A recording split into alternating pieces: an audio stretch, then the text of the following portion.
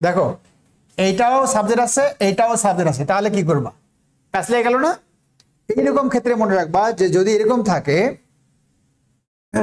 এখানে দেখো যে dash I know is a doctor, this is the person dash I know, আমি জানি।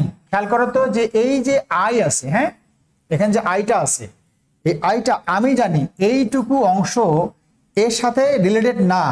This is the person I know, আমি জানি ইজ এ ডক্টর, তাহলে এই যে ইজ এইটাই হচ্ছে মূল ভার্ব।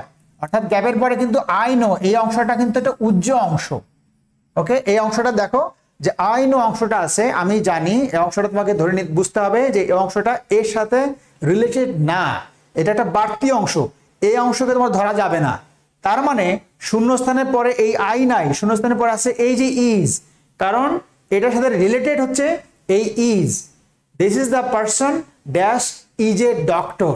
ওকে, এই যে একটাকে বললাম I know the man dash is a teacher, same এখানে I know this is the person dash is a doctor, এটা হচ্ছে মূল সেন্টেন্স। আর এইটুকু বলা হচ্ছে কি, বাড়তি একটা অংশ যুক্ত বলা হচ্ছে যে আমি জানি এটা, আমি জানি অংশটা কিন্তু এর সাথে রিলেটেড না, এটা একটা উজ্জ অংশ, আলাদা অংশ। দ্যাটস ওয়াই এই আমি জানি কথাটা এখানে তোমাকে মনে মনে কাউন্ট করতে হবে, অর্থাৎ এইটার সাথে রিলেশন এইটার গ্যাপের সাথে নাই। এইটুকু যদি বুঝতে পারো তাহলে এই সমস্যাটা থাকবে না। ওকে, তাহলে এটা কি হবে?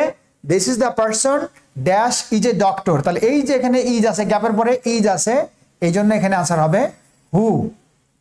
ওকে বন্ধুরা, পরেরটা দেখো I will send the man, এখানে আই নো যদি থাকতো তাও যা হইতো, না থাকলো তাই আছে, এখানে আই নো কথাটা নাই, আর এখানে সমস্যা নাই, জাস্ট একটা সাবজেক্ট দেওয়া আছে ইউ চুজ, যাকে তুমি পছন্দ করেছো। হ্যাঁ, এই যে যাকে কথাটা কার সাথে রিলেটেড, এই ইউ এর সাথে রিলেটেড, অর্থাৎ গ্যাপের পরে ডিরেক্টলি ইউ আছে, মানে সাবজেক্ট আছে, তাহলে এখানে গ্যাপের পরে আছে সাবজেক্ট, আর এইখানে গ্যাপের পরে আছে ভার্ব। এই যে গ্যাপের পরে ভার্ব আছে, এই জন্য এখানে হবে আনসারটা হু। এই যে গ্যাপের পরে সাবজেক্ট আছে, এই জন্য এখানে আনসারটা হবে হুম। আমার মনে হয় ব্যাপারটা ক্লিয়ার।